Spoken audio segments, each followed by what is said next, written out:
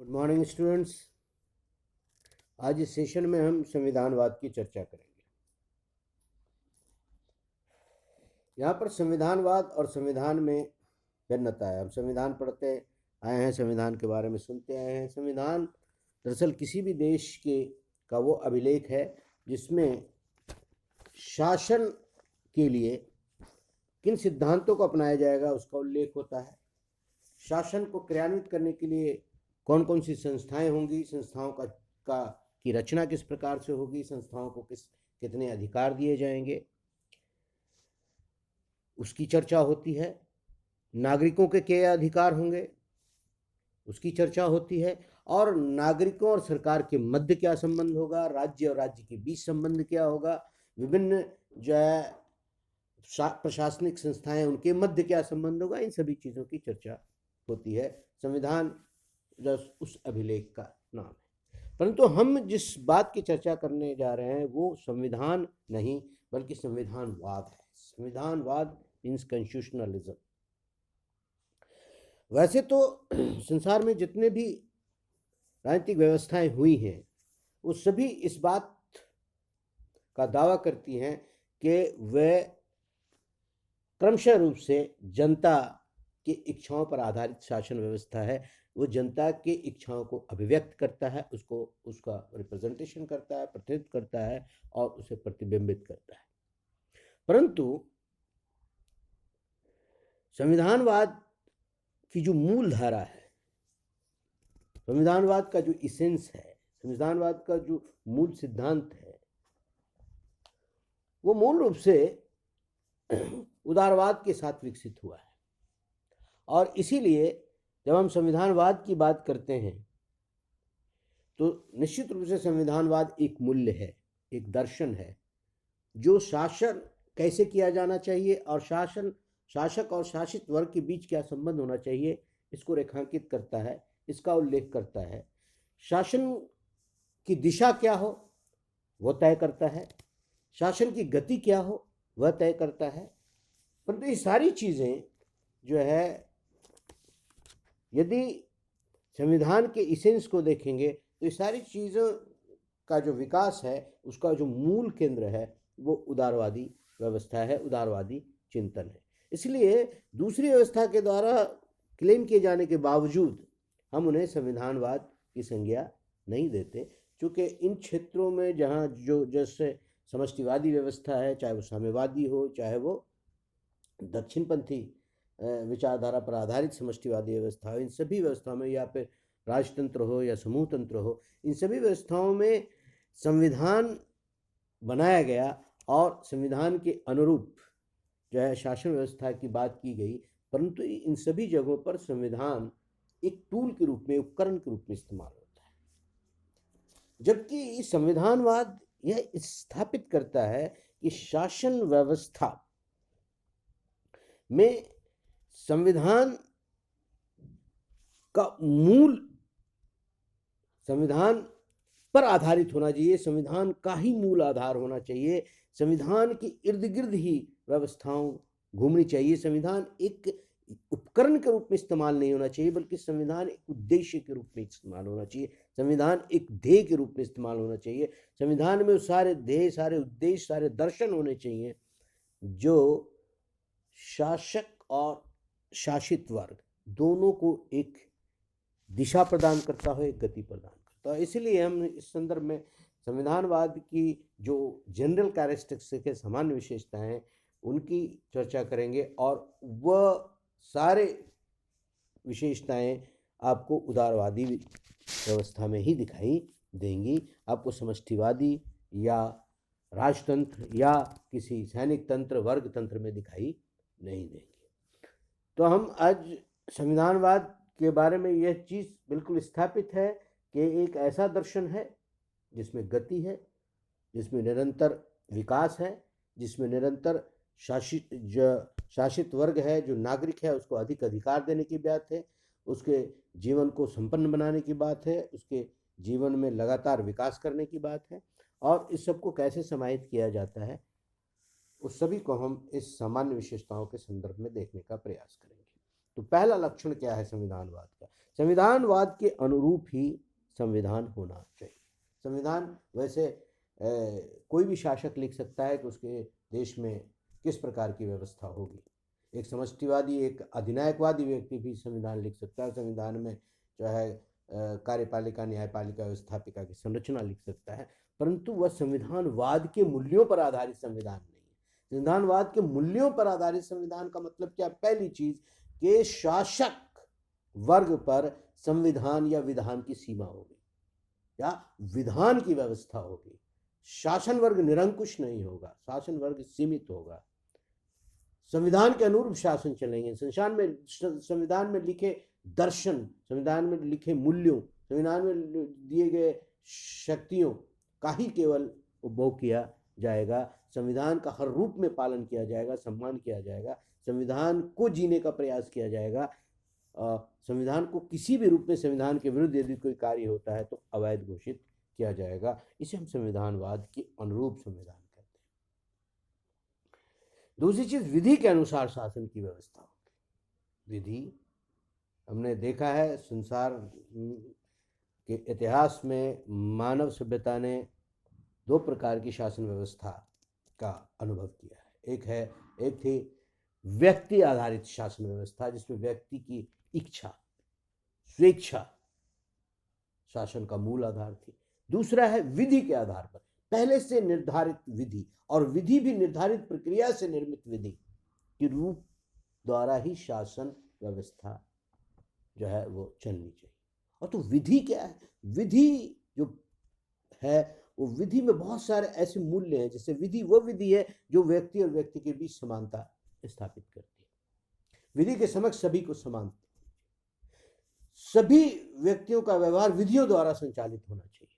किसी व्यक्ति को यदि कोई दंड दिया जाता है तो केवल इसलिए दिया जाना चाहिए कि उन्होंने विधि का उल्लंघन किया, और वो विधि पहले से निर्धारित होनी चाहिए। उल्लंघन किए जाने वाले दंड की मात्रा भी पहले से निर्धारित हुई। कहने का मतलब कोई भी जो है निर्णय वो विधि सम्मत तभी होगा जब जिस समय वो कृत्य किया जा रहा है उस समय उसको रेगुलेट करने वाली वो विधि उपलब्ध हो। रिट्रोस्पेक्टिव कोई चीजें लागू नहीं की जाएंगी। तो विधि के शासन की व्यवस्था, जैसे डायसी ने कहा, विधि के समक्ष सभी समान होंगे, सभी के लिए समान विधि होगी, समान न्यायपालिका होंगी, अधिकार यदि एक को दिए जाएंगे तो सभी को दिए जाएंगे, सभी को लिए समान अधिकार होंगे। इसको हम कहते हैं विधि के अनुसार शासन व्यवस्था। तीसरी बात संविधानवाद की है, ये कानूनी संप्रभु, जिसे हम लीगल सॉवरेन कहते हैं, must be subordinated to political sovereign. राजनीतिक रूप से जो संप्रभु है, जो इलेक्टोरेट है, मतलब क्या है? इलेक्टोरेट, जो मतदाता है, जो सरकार चुनने का अधिकारी है, उसके अधीन ही कानूनी संप्रभु होने चाहिए। कानूनी संप्रभु को जिसके पास सत्ता है, जिसके पास शक्ति है, जो विधायिका में बैठे हैं, जो कार्यपालिका में बैठे हैं, ये सभी लोग जो है किसके प्रति उत्तरदायी होंगे, किसके अधीन होंगे? वह है राजनीतिक संप्रभु। कहने का मतलब यह है कि शासित वर्ग में संप्रभुता निवास करेगी। शासित वर्ग के माध्यम से संविधान में, और संविधान के अनुरूप जो है शासन व्यवस्था चलेगी। तो जो जनता है वो संप्रभु है, जनता ही संप्रभु होगी। इस सिद्धांत पर आधारित जो है व्यवस्था होनी चाहिए। चौथी चीज है शक्तियों का विभाजन होना चाहिए। शक्तियों का केंद्रीकरण जो है मूल रूप से नागरिकों के अधिकारों के लिए बहुत बड़ा घातक साबित हुआ है। जहां जहां शक्तियां एकत्रित हुई वहां वहां नागरिकों के स्वतंत्रता खतरे में पड़ जाती है। इसलिए दो चीजें यहाँ पर विकसित की। पहली चीज है शक्तियों का विभाजन, जितना संभव हो सके शक्तियों का विभाजन किया जाए, शक्तियों का विभाजन विकेंद्रीकरण किया जाए। शक्तियों का विभाजन विकेंद्रीकरण के अंतर्गत एक तकनीकी भिन्नता है। विभाजन के द्वारा जब 2 स्तर या 3 स्तर या अधिक स्तरों के मध्य शक्तियों का विभाजन किया जाता है तो विषय का बंटवारा कर दिया जाता है, और विषय से संबंधित कार्यकारी अधिकार, विधायी अधिकार और न्यायिक अधिकार उसका भी आवंटन कर दिया जाता है। इसे हम शक्ति का विभाजन कहते हैं। दूसरी तरफ विकेंद्रीकरण है। विकेंद्रीकरण में शक्ति का विभाजन भिन्न स्तरों पर किया जाता है, परंतु जो है अंतिम रूप से उत्तरदायित्व जो विकेंद्रीकरण करने वाली एजेंसी है उसके हाथों में ही रहती है। वो केवल सुचारू रूप से व्यवस्था के संचालन के लिए विकेंद्रीकरण कर देता है। लेकिन दोनों ही का उद्देश्य यह है कि शक्ति एक जगह केंद्रित नहीं रहनी चाहिए। शक्ति जो है यथासंभव जो है उसका विकेंद्रीकरण, उसका विभाजन हो जाना चाहिए, ताकि जहाँ जहाँ जितने मात्रा में शक्ति की आवश्यकता है वो वहाँ पर उपलब्ध हो और उसके द्वारा निर्णय लिए जाएं और उसे क्रियान्वित किया। एक और संविधानवाद के लक्ष्य जिसको हम शक्ति पृथक्करण कहते हैं, जैसा कि अमेरिका के संविधान पढ़ते हुए हमने इस बात की चर्चा की थी। शक्ति के पृथक्करण का मतलब क्या है? हर स्तर पर विषयों का बंटवारा शक्ति विभाजन है, लेकिन विषयों के संबंध में जो विषय दिए गए, जैसे केंद्र को जो विषय दिए गए हैं उसके संबंध में 3 प्रकार के अधिकार हैं, कार्यकारी, विधायी और न्यायिक। इन तीनों अधिकारों को एक दूसरे से विलग कर दिया जाए, अलग कर दिया जाए, उसको हम शक्ति पृथक्करण कहते हैं। और इन तीनों को अलग करके 3 अलग अलग संस्थाओं में स्थापित कर दिया जाए, इसे हम शक्ति पृथक्करण कहते हैं। जैसे हर जगह है कि कार्यपालिका के पास कार्यकारी अधिकार है, विधायिका के पास कानून निर्माण, विधि निर्माण के अधिकार हैं, विधायी अधिकार हैं, और न्यायपालिका के पास व्याख्या के अधिकार हैं, जिसको हम व्याख्या के अधिकार या न्यायिक अधिकार कहते हैं। तो इस तरह से शक्ति का पृथक्करण होना चाहिए ताकि तीनों शक्तियों के तीनों रूप एक जगह केंद्रित न हो और सत्ता निरंकुश न हो। अगला लक्षण है मूल अधिकारों की स्थापना होनी चाहिए, घोषणा होनी चाहिए। और इसीलिए आप देखेंगे कि अमेरिका के संविधान, जो लिखित संविधान का पहला रूप हमारे सामने आया, उसके बाद जितने भी संविधान बने सभी में ये कोशिश की जाती है कि पहले से मौलिक अधिकारों की घोषणा कर दी जाए। भारत में भी जैसे अध्याय 3 में बड़े विस्तृत रूप में जो है नागरिकों के अधिकारों का उल्लेख किया गया है, लेकिन केवल उल्लेख किया जाना ही पर्याप्त नहीं है। नागरिकों के अधिकारों के उल्लेख होने के साथ साथ उसे पर्याप्त सुरक्षा या फिर ऐसी व्यवस्था की जाए कि नागरिकों को वो अधिकार केवल जो है कागजों पर लिखे हुए साबित ना हो, बल्कि नागरिकों को वास्तव में वह अधिकार प्राप्त हो, वो मिले, वो उनका उपभोग करे और बिना भय के उसका उपभोग करे और समान रूप से उसे ये अधिकार प्राप्त हो। इसके लिए भी व्यवस्था की जानी चाहिए। जैसे कि हमने भारत के संदर्भ में देखते हैं तो आर्टिकल 13 और आर्टिकल 32 के द्वारा जो है सुप्रीम कोर्ट को यह अधिकार दिया गया है कि वो इसकी पर्याप्त सुरक्षा प्रदान करे, और यदि नागरिकों को अधिकार प्राप्त नहीं हो रहे हैं तो वो अधिकार उन्हें दिलाए। संविधान की रक्षा के लिए या मौलिक अधिकारों की रक्षा के लिए एक बहुत महत्वपूर्ण जो संस्था का विकास धीरे धीरे जो हुआ है उसे हम कहते हैं न्यायपालिका। और वो न्यायपालिका स्वतंत्र और निष्पक्ष होनी चाहिए, पहली आवश्यकता है।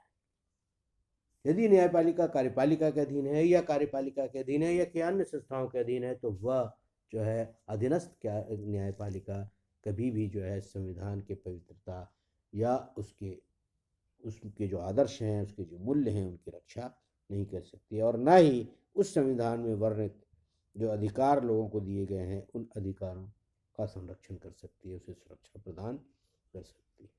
तो पहली चीज तो है कि न्यायपालिका स्वतंत्र हो, न्यायपालिका निष्पक्ष हो, और दूसरी चीज न्यायपालिका सामर्थ्यवान हो। स्वतंत्र और निष्पक्ष हो परंतु वो कार्य ना करे, उसमें वो सामर्थ्य ना हो, उसमें वो ताकत ही ना हो करने की, जो कार्य उससे अपेक्षित है, फिर उसका कोई मतलब नहीं। तो न्यायपालिका सामर्थ्यवान होनी चाहिए। जैसे जब भी जहाँ भी न्यायपालिका कमजोर होती जाती है, कार्यपालिका हावी होती जाती है, वहाँ पर संविधान के दुरुपयोग की, संविधान की समाप्ति की, संविधान के आदर्शों के उल्लंघन की संभावना अत्यंत बढ़ जाती है, और वहाँ पर जो है प्रजातांत्रिक मूल्यों को गहरा आघात पहुंचने की संभावना होती है। अगले लक्षण है कि राज्य व्यवस्था में शांतिपूर्ण परिवर्तन की पर्याप्त व्यवस्था। जहाँ सिस्टम क्लोज्ड होता है, जहाँ लोगों की आकांक्षाओं, लोगों की इच्छाओं की अभिव्यक्ति के साधन नहीं होते, सेफ्टी वैल्व नहीं होता, वहाँ जो है अचानक जो है एकत्रित होकर के विस्फोट के रूप में वो फूटता है, जिसे हम क्रांति कहते हैं। तो हर व्यवस्था में जो है परिवर्तन के शांतिपूर्ण साधन मौजूद हो, ताकि जो है समाज को, राष्ट्र को कभी भी क्रांति का सामना न करना पड़े, क्योंकि क्रांति प्रायः हिंसक होती है और हिंसा को जन्म देती है, व्यवस्था को छिन्न भिन्न कर देती है, व्यवस्था के निर्माण से ज़्यादा व्यवस्था का ध्वंस करती है। इसलिए वही व्यवस्था सबल है, शक्तिशाली है, सशक्त है, जिस व्यवस्था में वो माध्यम भी मौजूद हो, यदि जनता असंतुष्ट है व्यवस्था से तो व्यवस्था में शांतिपूर्ण परिवर्तन होने चाहिए। और शांतिपूर्ण परिवर्तन के लिए व्यवस्था क्या है? एक निश्चित कार्यकाल के बाद चुनाव होना चाहिए। चुनाव जो है वो केवल निश्चित कार्यकाल में नागरिकों को चुनने का अधिकार ही नहीं देता, राइट टू चूज नहीं देता, बल्कि ये चुनाव पद्धति बिल्कुल स्वतंत्र और निष्पक्ष होनी चाहिए, ईमानदार होनी चाहिए, लोगों को इस पर विश्वास हो, ये बहुत ज़रूरी है। और ये इसके लिए श्रेष्ठ परंपराओं की आवश्यकता होती है। परंपराएं होनी चाहिए, स्थापित होनी चाहिए, जो है लोगों को उन परंपराओं का सम्मान करना चाहिए जो स्वच्छ शांतिपूर्ण व्यवस्था में परिवर्तन के लिए जानी जाती है। एक और लक्षण की बात करते हैं कि सामाजिक व्यवस्था बहुलवाद पर आधारित होनी चाहिए और खुली सामाजिक व्यवस्था। बहुलवाद की सामाजिक व्यवस्था क्या है? एक ऐसी सामाजिक व्यवस्था जिसमें भिन्नता जो है, चाहे भिन्नता किसी पर आधार पर हो, सांस्कृतिक आधार पर हो, भाषाई आधार पर हो, धार्मिक आधार पर हो, किसी भी आधार पर हो, उस बहुलता को, भिन्नता के प्रति लोगों में एक टॉलरेंस होना चाहिए, एक सहिष्णुता होनी चाहिए, एक दूसरे के प्रति सम्मान का भाव होना चाहिए, और एक ऐसी व्यवस्था हो जो खुली हो, जिसमें विचार अभिव्यक्ति की पूर्ण स्वतंत्रता हो, एक दूसरे से आर्ग्यू करने की पूरी स्वतंत्रता हो, किसी बात पर चर्चा कर। सामाजिक व्यवस्था बिल्कुल खुली होनी चाहिए। यदि सामाजिक व्यवस्था बंद है, सामाजिक व्यवस्था में सामाजिक स्त्रीकरण के जो है दरवाजे खुले होने चाहिए, मोबिलिटी होनी चाहिए, बंद नहीं होनी चाहिए। और इसीलिए कहते हैं कि सामाजिक न्याय भी इसका एक प्रमुख लक्षण है। यदि कि समाज में कोई वर्ग को अधिकारों से वंचित रखा गया या किसी समाज के वर्ग के बीच असमानता है और उस असमानता के आधार पर अन्याय है, न्याय नहीं मिल रहा है, एक दूसरे का शोषण किया जा रहा है, एक दूसरे के प्रति वैमनस्य का भाव है, एक दूसरे के प्रति ऊंच नीच का भाव है, यदि ऐसी अवस्था है तो जो है वहाँ पर संविधानवाद का स्थापना संभव नहीं है। सामाजिक न्याय एक महत्वपूर्ण लक्षण है संविधानवाद के स्थापित होने का, उसे वहाँ जीवित रहने का। सामाजिक न्याय के साथ साथ आर्थिक विषमता, घोर आर्थिक विषमता का भी अभाव होना चाहिए, क्योंकि व्यवस्था जो है शासन व्यवस्था के प्रति निष्ठा का भाव तभी आता है जब सभी वर्ग एक साथ ही मिलकर के सोचते हैं कि व्यवस्था उनके लिए है और वो व्यवस्था के लिए है, वो राष्ट्र के लिए है, वो राष्ट्र उसके लिए है। यदि एक वर्ग के पास विलासिता के सारे साधन मौजूद हैं, दूसरे वर्ग के पास विपन्नता है, भुखमरी है, कुपोषण है, बेरोजगारी है, अशिक्षा है, ऐसी अवस्था में जो है कोई भी संविधानवाद या संविधानवाद के जो आदर्श हैं वो स्थापित नहीं रह सकते, वो आगे नहीं चल सकते। और इस सब के लिए शासन के उद्देश्य का लोक कल्याणकारी होना बहुत जरूरी है। शासन और जो है शक्तिशाली तभी होता है, शासन में क्षमता तभी विकसित होती है, मानी जाती है, जब वो समाज के भीतर घुस करके लोगों के दुख दर्द को समझती है, लोगों की समस्याओं को समझती है, समस्याओं के निवारण के द्वार खोलती है, समस्याओं के निवारण के तरीके ढूंढती है, तब लोगों का विश्वास, लोगों की निष्ठा शासन के प्रति या राष्ट्र के प्रति बढ़ती चली जाती है।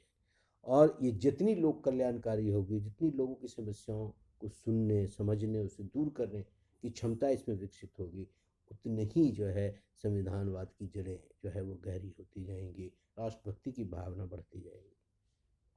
तो इस तरह से संविधानवाद एक ऐसी शासन व्यवस्था है जिसमें शासित की इच्छा के अनुरूप शासन व्यवस्था है, लेकिन केवल इच्छा ही नहीं बल्कि शासक वर्ग जो है शासन व्यवस्था में भी क्षमता धीरे धीरे इतनी बढ़ती चली जाती है कि वह प्रत्येक नागरिकों के समस्याओं का समाधान उसके द्वार तक पहुंचाती है और जो है उस राष्ट्र और नागरिक के बीच एक गहरा जुड़ाव पैदा होता जाता है। तो ये सामान्य रूप से संविधानवाद के लक्षण हैं। आज इतना ही।